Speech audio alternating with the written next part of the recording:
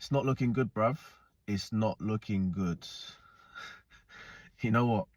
I'm surprised more people didn't know who that was at the end of the last video, but it made me realize that I haven't actually introduced myself. So, hi, my name is Macaulay, and I'm the person behind Plum Gas POV.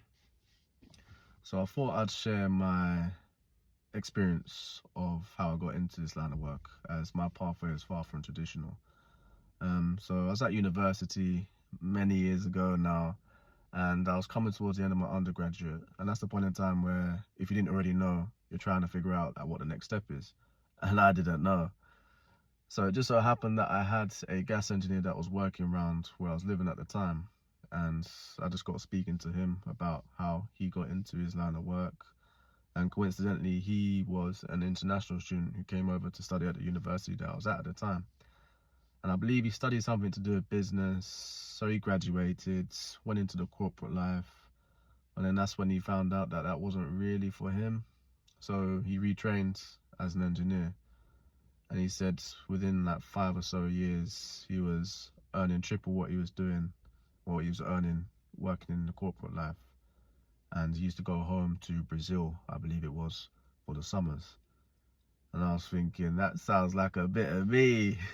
No, the financial incentives aside, in fact, they played a small part in my decision making. There's just something about his story that resonated with me at that point in time. Like, I couldn't imagine myself going into the corporate life. And that's not to belittle or to slate anybody who does do that, but I just know the type of person I am. Like, I've always been quite active, I've always been quite independent and hands-on. I couldn't then imagine myself going back into an environment in which I would have felt like I was in a classroom again. So whilst I was doing my postgraduate, I decided to do a qualification in gas, and it was on this course in which I got partnered up with my mentor, who I'm still working with now, and I honestly couldn't have hoped to have been working with a better engineer. He got me up to speed and more.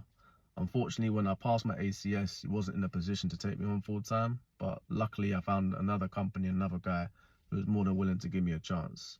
And I was chucked in the deep end from the start, like I was out on the field by myself, but that opportunity allowed me to get better at servicing, get better at breakdowns, repairs.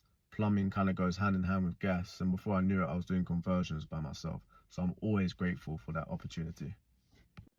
But yeah, I thought I'd just share a bit of my journey unprovoked. No, I guess this is just for anybody that may find themselves in the same headspace I found myself in, or anyone that's starting out in a new line of work. You know, if I can do it, you can do it too. But yeah, man, peace.